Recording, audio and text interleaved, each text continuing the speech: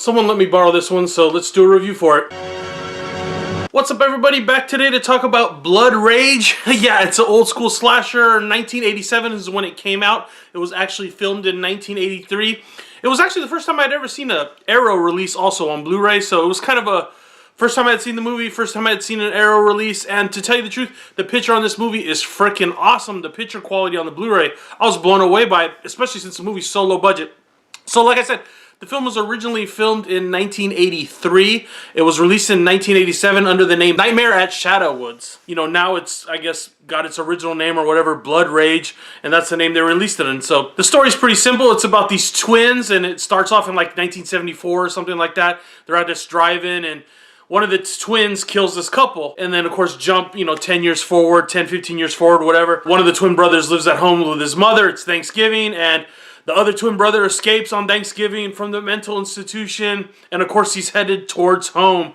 And the big question in this movie is, what twin really did the killing? And they only keep it secret for like 5 minutes before they let you know what the hell's really going on, but that's not really the point of this movie. The point of this movie is just straight up kills and a lot of synthesizer. So let's get into the good and the bad things real quick. Like I said, lots of synthesizer music. Pretty freaking cool soundtrack, I gotta admit. Extremely straightforward slasher. Like I said, it has the scene where it sets up everything and then it cuts to present day. Guy escapes mental institution. Killing starts.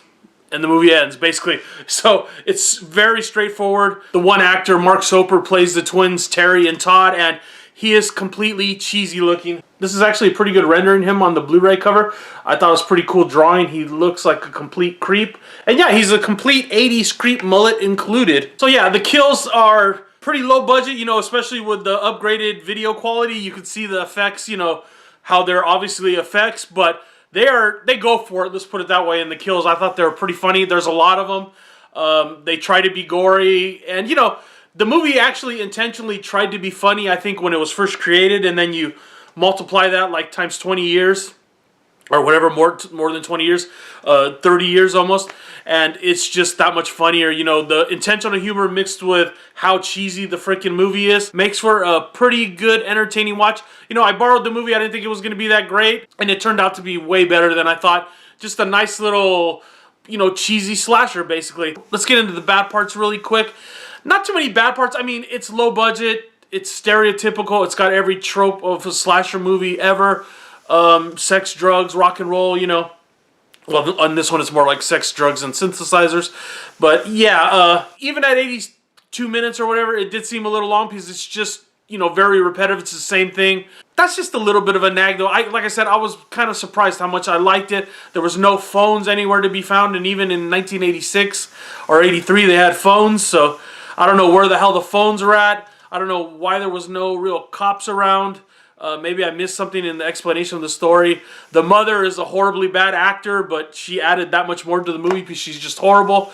Yeah, if you get a chance to check out Blood Rage on, this copy of it, because I know it's been edited, I think, different ways for different releases, but this is an excellent copy, and this isn't a commercial for Arrow or something, but it looks awesome, and the movie is fun as hell. I'm going to give it a 3.5 out of 5. Definitely check out Blood Rage if you get the chance. If you get it cheap on DVD, watch it. If you can find it, on the net or whatever, watch it. It's worth watching. It's funny. It's hilarious.